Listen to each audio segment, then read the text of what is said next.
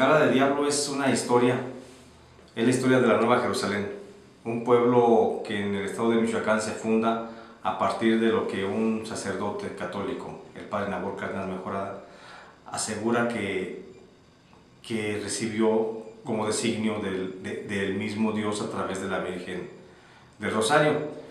Esa comunidad la funda Nabor Cárdenas junto con la vidente Salomé, y esa comunidad es la primera teocracia de México, primera y única teocracia de México al momento, donde la ausencia del gobierno, donde la pobreza y a veces la ignorancia hacen una mezcla extraña y viene finalmente a resultar esta ciudad muy sui generis, donde la decisión de gobierno la lleva siempre la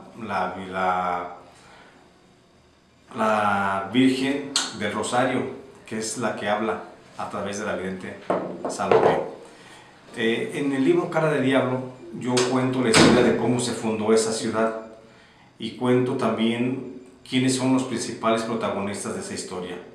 Hablo sin duda de cómo era el padre Nabor Cárdenas Mejorada y develo la personalidad de este sacerdote que pudo cautivar a miles de personas que dejaron todo en su localidad de Purarán o de Turicato para irse a vivir en medio de la nada, en el llano, en el cerro, donde comenzaron a partir de nada a crear esta ciudad santa que a la fecha, después de 40 años, la ciudad santa de la Nueva Jerusalén se fundó en 1973, en junio del 73, pero a la fecha esa comunidad sigue siendo como el día en que se fundó. El pragmatismo religioso de la Iglesia Católica más conservadora y la esperanza permanente de una venida pronta de Dios Padre acompañado del Hijo para convivir en ese lugar con todos los fieles el día que llegue a terminar el mundo. Hago una investigación de campo que dura desde 1990 a la fecha, que la pude concluir y comencé a visitar la ciudad de la Nueva Jerusalén, platico con gentes, principalmente con muchos disidentes del lugar que han salido o que permanecen dentro de la localidad, pero más marginados. Ellos son los que me aportan los elementos testimoniales para poder yo hacer esta crónica periodística de cómo surge la Nueva Jerusalén, cómo se vive dentro de la Nueva Jerusalén y las consecuencias que ha habido en los últimos años, como por ejemplo el derribo de la escuela primaria Vicente Guerrero, todo por designio de la Virgen. Esta historia, digo, está fundamentada en testimoniales. Recurrí a muchos, no te podría decir cuántos testimoniales tengo, pero recurrí a tantos testimoniales que son los que me permiten ir armando el rompecabezas de cómo está estructurada la historia para entregársela al lector, para que conozca, para que de alguna forma entienda que a veces la realidad supera por mucho la fantasía. Y esta historia, no por ser fantástica, deja de ser verdadera. Es el abandono del Estado, del gobierno estatal para el manejo de la comunidad. Yo pienso que radica en la falta de interés de sus gobernantes. Yo pienso que son los funcionarios públicos los que, interesados por otro tipo de cosas, se olvidan del servicio a la comunidad. Michoacán es un estado inmensamente rico, no nomás así como señalan los spots de la radio, no nomás en su gente, sino también en sus riquezas naturales. Pero muchos, no digo que todos, pero muchos funcionarios llegan nomás al poder a medrar y llegan a enriquecerse y se olvidan de servicio a las comunidades olvidadas como la Nueva Jerusalén, y por eso es lo que ha permitido que florezca este tipo de cosas. Y en la Nueva Jerusalén hay 30,000 personas que, aunque creen en cosas que a lo mejor la mayoría de nosotros o de la gente no cree, pues es su forma de vida, y yo creo que merecen de alguna forma un respeto y merecen de alguna forma el que el gobierno les tienda la mano para superar su condición material extrema en la que se encuentran, más allá del margen, y que el gobierno federal o el gobierno estatal intervengan directamente para que regulen las prácticas dictatoriales que hacen los líderes religiosos sobre la comunidad. El fanatismo no tiene límites. Lo hemos visto y la historia nos ha enseñado los casos de los suicidios colectivos, de los enfrentamientos sociales, del asesinato en masa puede llegar a darse, y en esa parte de Michoacán no se excluye eso. Ellos piensan que la Iglesia Católica está echada a perder, que no hay una forma de reconciliación entre la iglesia de ellos, que es la Iglesia de Dios en la tierra, frente a la Iglesia Católica. Aun cuando la mayoría de ellos salieron de la Iglesia Católica que conocemos, ellos no se reconocen como tal y tienen sus propias prácticas rituales. No hay forma de, como todas las religiones, todas las sectas, se confrontan unas con otras en algunos aspectos de la teología. El grupo que escindió del grupo inicial de Papá Nabor y que es encabezado por Santiago el Mayor, es el grupo que finalmente tiende a ser más moderado en sus prácticas religiosas, y aparte es el grupo que de alguna forma le ha dado impulso a la comunidad, le ha dado la posibilidad de construir una escuela, pavimentar caminos, llevarle electrificación, ampliar la red de agua potable. O sea, es la que de alguna forma está haciendo que desarrolle la región y sacarla de ese oscurantismo en el que viven desde hace 40 años. La iglesia que encabeza Santiago el Mayor es mucho más liberal que la iglesia de San Martín de Tours, que es el heredero de Cárdenas Mejorada. Si nos puedes, ahora, ya traes un libro, aparte, porque no sé si, de lo de Mireles, un adelanto si nos podrías dar.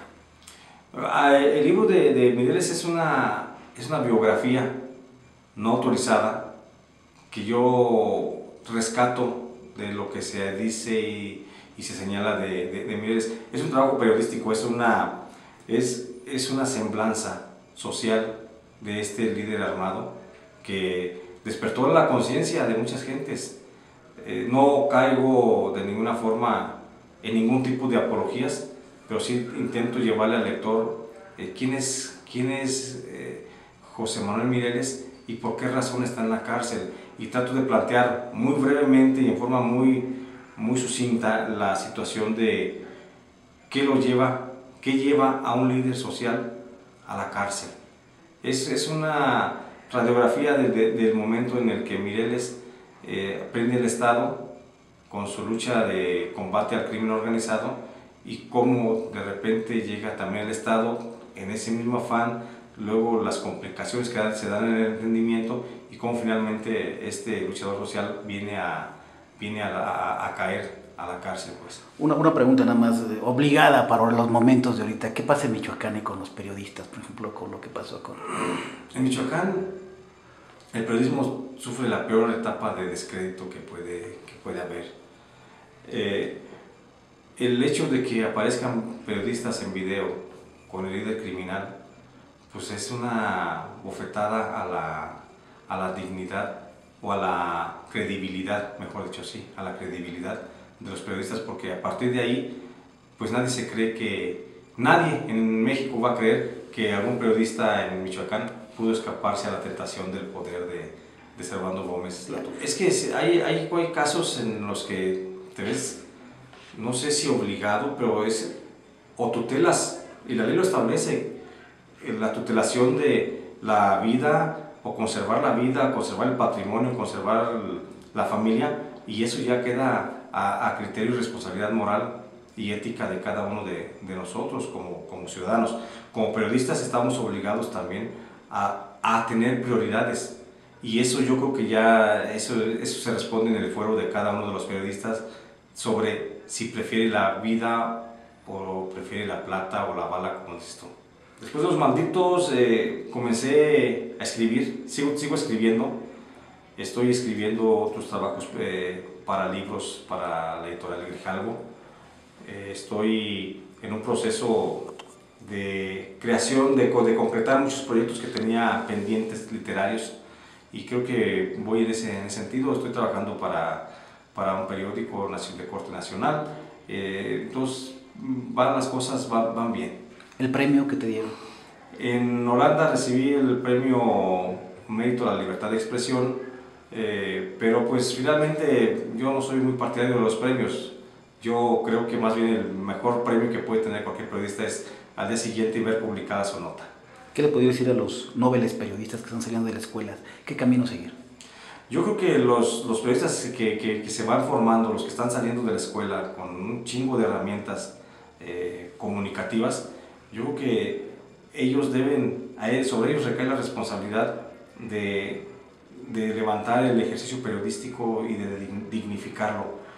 Creo que debe el periodista volver a su origen, olvidarse de la práctica fácil del boletín o de la transcripción oficial de los datos y tomar el ejercicio periodístico, de cuando el periodista es casi un policía investigador que se dedica a la persecución de hechos para informarlos, y sobre todo cuando informa, notificar o contar historias. A la gente le gusta que le cuenten historias y las notas informativas a veces distan mucho de contar una historia. ¿Cómo superar el miedo? El miedo no se supera. Definitivamente el miedo siempre va a existir, pero si le pones mucha atención te va a paralizar. Cuando no le pones atención o lo ignoras, finalmente el miedo prácticamente no existe. Yo considero que la forma de superar las etapas del miedo de los periodistas, yo creo que es escribiendo mucho, mucho, mucho. Cuando escribes se te olvida todo, y sobre todo una escritura pensada y razonada. ¿Cómo esperas que sea recibido tu libro nuevo? Pues yo espero de veras que este libro Cara de Diablo le guste a la gente, que se puedan adentrar a una historia que para muchos no existía y para otros estaba muy por encimita. Y espero que este libro me dé también la posibilidad de seguir escribiendo, que le siga gustando a la gente como le gustó Los Malditos, y que de alguna otra forma pues sea a lo mejor la posibilidad de escribir algo más literario y no tanto periodístico.